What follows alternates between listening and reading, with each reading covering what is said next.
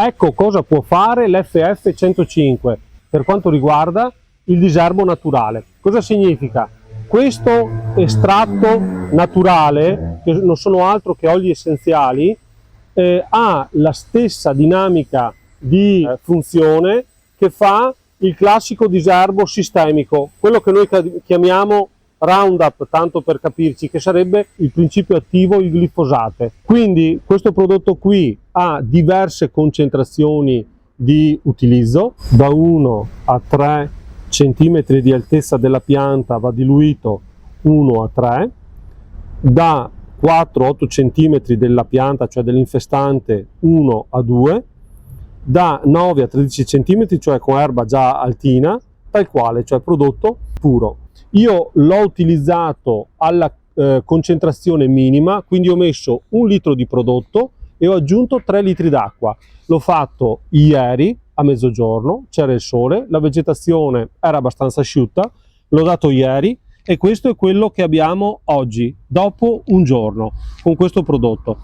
Lui proseguirà la sua azione fino ad andare a disattivare anche la radice.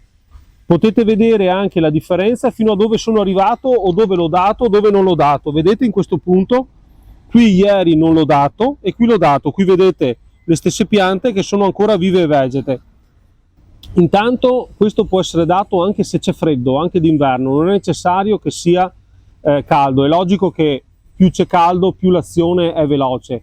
Però l'altro risultato che noi abbiamo visto, ma comunque che abbiamo apprezzato, è anche, diciamo, l'azione sul muschio. Quindi noi possiamo notare l'imbrunimento del muschio già dopo una giornata.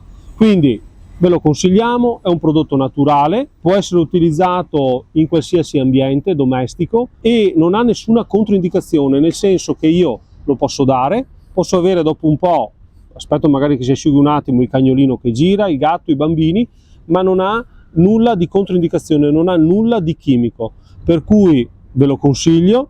È logico che i prodotti di questa fascia qui hanno un costo che è leggermente diverso o anche delle volte non leggermente rispetto ai prodotti chimici normali, ma ormai c'è una nuova frontiera. La nostra sensibilità è diversa, la nostra voglia di non inquinarci è diversa, per cui è un prodotto che l'abbiamo già provato e già venduto da diverso tempo, tutta la primavera. Questo video serve per rimarcare l'azione che ha questo prodotto. Ciao a tutti e buon diserbo!